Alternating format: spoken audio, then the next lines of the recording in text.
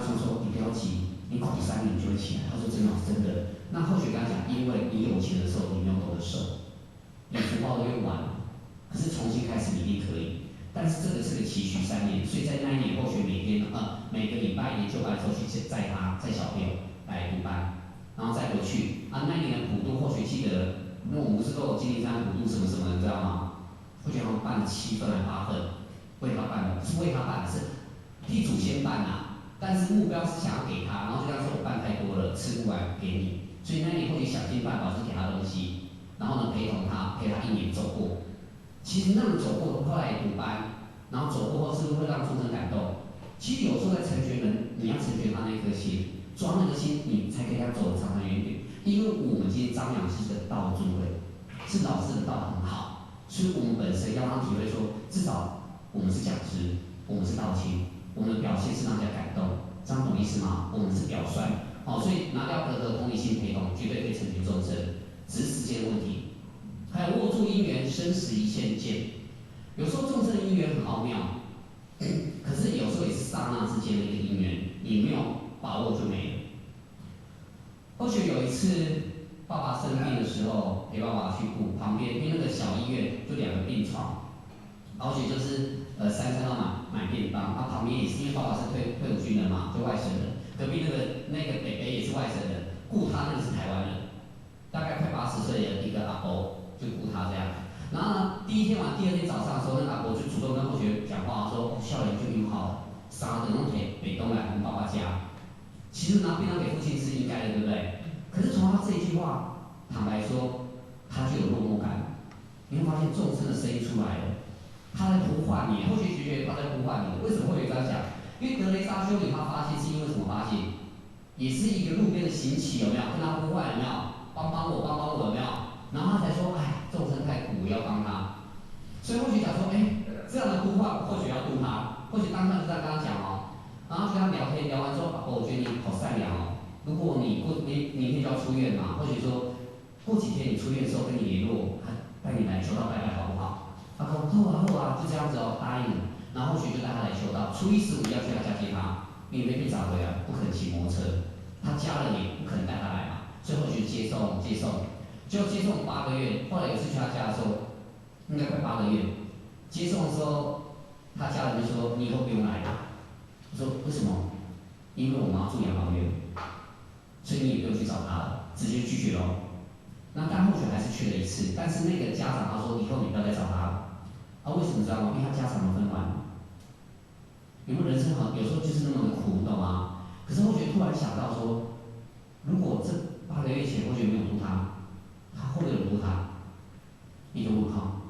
他这一生都没有跟道结这个善缘，你会发现，那可见病房的那个相聚就是一个因缘，这样懂意思吗？但或许这个故事或许讲那个成全人纪念堂，我们是有这堂课吗？我们高雄就有个道亲他就听到这一段，你知道吗？就他前阵住院的时候，他就想起或许讲说1小时说他住院都给渡人不然这样好，我住了4天，那个护士都说，你知道吗？求道很好，出院的时候哪天我带你去道好吧？护士说真的吗？他说你来参观，真的很好，你要来求道。就后来他真的来求道了，那个护士只是开个口而已他觉得说我只开口，不知道为什么他就来了那护士说，你觉得蛮好的他就求道了。你会发现人就很奇妙，一个缘，是那个缘，所以生死迎接有时候就是在你当下的那个慈悲心。坦白说，你讲的，就算没有，我们损失什么？没有损失我们不用得失心这么重，但是你要去创造那个因缘。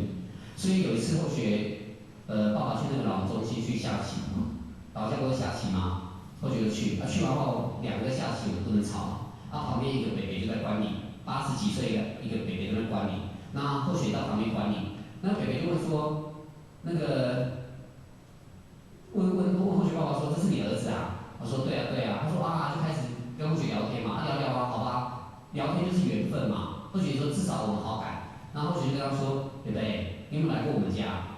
他说没有我们家有佛堂，哪天约你来拜拜好不好？初一15的时候，你有没有拜拜信仰？我说没有。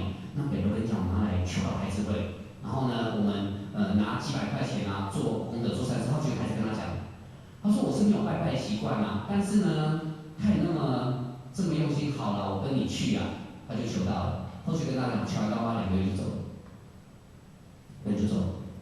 你有没有觉得那个契机点？或许只去那么一次老人中心而已哦。因为或许其实坦白那天刚好放假，不知道为什么原因找到父亲很急，就跑去老人中心找爸爸。然后往后这边因为打象棋不能打断，这样也要等那个棋停嘛。停的时候，他突然跟同学打招呼了，或许师傅就开始跟他呼应了，一呼应就开始跟他聊天。那聊过程当中，他也不排斥就带来了。可是这2个月如果没人渡他，他可不可以求到？不可以。所以因缘的东西有时候很特殊，可是重点是你有的那颗心，就可以去创造哈。在宗教平等上、真理之上，是现今的这个社会宗教是平等的，所以我们的立场更超然。不然很多人觉得说我们好像都觉得自己最好，这样懂吗？事实上道很好，确定的。可是他们把我们当宗教看的时候，你首先你的格必须要，我们讲道理，就是要把那个道理再往上拉一层，你才有办法去跟他谈。如果我们今天谈话的过程是以宗教跟宗教对谈，坦白讲，他会觉得我们太自以为过高。可是我们跟他谈真理的修为的时候，就可以跳开宗教的隔阂。这个在成员们说稍微注意一下。所以曾经一个后学的一个学妹是，因为后学是中台的，后学有当学长。或许是中台毕业的，所以有次一个学妹，她是护士啊哈，然后她来找后学说学长我心情好差，她说怎么了？她说我失恋了，学生最会这个你知道吗？失恋了，说失恋啊，就开始跟他聊啊，聊完之后呢，后续就渡他，说失恋这个时候就是要怎样？要来求道，好，开始跟他讲道理，讲完过程当中说不行，我是摩门教的，摩门教也可以求道，后续开始跟他讲圣经，他说学长我们不讲圣经。好，那讲那个耶稣，我们不讲耶稣，讲十字架不讲十字架，或许再都不知道都不会讲，因为我们教大家懂吗？不懂，他的教义什么？或许说那没有关系，学妹，我们都不要谈宗教，你了解你自己吗？你有找到你自己？其实跟你讲，求道的当下是找回自己，它跟宗教没有关系。修行是有宗教的分别，可是道是你的天理良知，你没有找到它，你所修的东西很可惜会有落差。或许开始朝这方面跟他谈。谈完之后说真的吗？那如果我求道之后，我在摩门教，我可以去听课吗？各位可不可以听课？其实可以的，道并没有说你要用什么法门修持。可是或许我跟他讲一句话：求道之后很重要一件事情，你三宝记得，你对道不可以去排斥。后学有把4条大约稍微跟他讲过一遍，这一点基本上是遵守。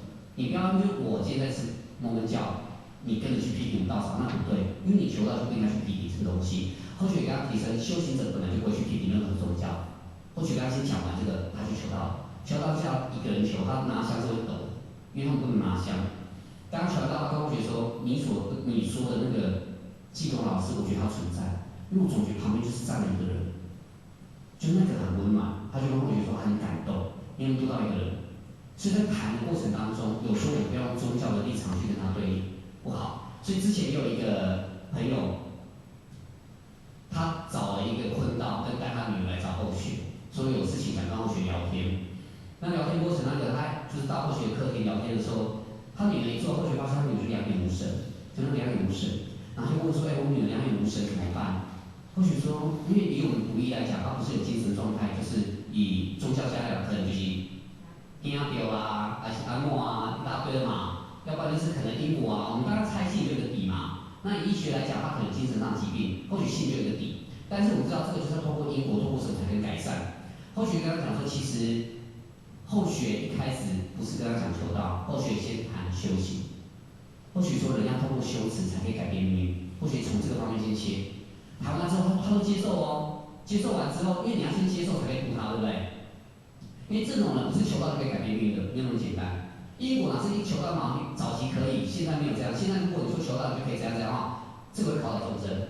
所以现在要讲你要修持，透过修持才有功德，才可以改变命运。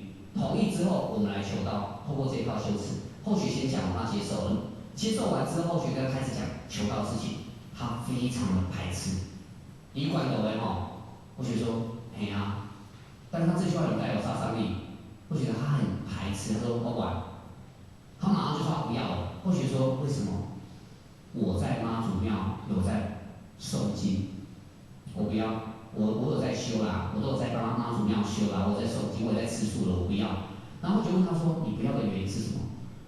那个求道就变你的信徒啊，课程都一定要去听课啊，我只要出一条那种纠葛去玩，他就很直接的这样讲完。然后学完之后，或许跟他讲说，我们抓一个重点是，或许赞扬他也不简单。这么多人，第一你懂得修，或许称赞你；第二你修还吃素，更不简单。然后你还出一组受经，或许说连或许可能做不到，或许开始在怎样赞扬他的修行。的确，一般的众生没有办法像他做这样子，他已经不错了。但或许说这些做得很好，但是你没有求到，好可惜。如果你求到之后，你的修行、你的体悟会很深，你回去跟你们妈祖讲，你去宝贝问妈祖，必答应，妈祖会答应，一定会答应嘛？这个铁票，但是我们还在跟佛堂跟仙佛先讲一下，懂吗？请仙佛跟他们跟那个地方的妈祖沟通一下，知道吗？要做这个动作，或许会做这个动作。完之后呢，他就来求道了，带着小朋友来求道，也来读班了。所以在那个对立的时候，是因为他把我们当宗教产生的对立，他怕完之后他所做的事情他都不能做了，这样懂意思吗？所以或许跟他讲说，你要诵经啊，因为到庙里诵经是他的兴趣，我们可不可以打？但是你有空也要来佛堂上课。他说好，你如果不挡我的话，我就接受，因为我们给他感觉就是我们进来后就是要照我们刻板的仪式去做。那后学经跟他讲是特殊的众生，用特殊的方法去成全他，这样懂意思吗？所以宗教平等真理是至上，在道在体悟在理论，这一点其实后学深受这个道亲影响很大。他没有求道，他那时候没有求道，不是个道亲啊，但后来他有求道。也是后学同学，因为后学在专科都去雇了很多同学，所以后学在专科的时候，同学给后学有外号啦，有一个外号你知道吗？因为我们班50个人，后学可以雇一半以上求道，跟疯狂带法会，所以他们给后学一个外号叫做火入魔。然后去 Q 狗法会2天本来笑屁啊，这是同学讲的哦，大家都在传好恐怖哦，只要跟后学讲完话我就会去，所以很多人是闭孔。就跟后学保持距离，你不知道为什么他跟他讲完话，他就去求道了，因为后学把喜悦带给他。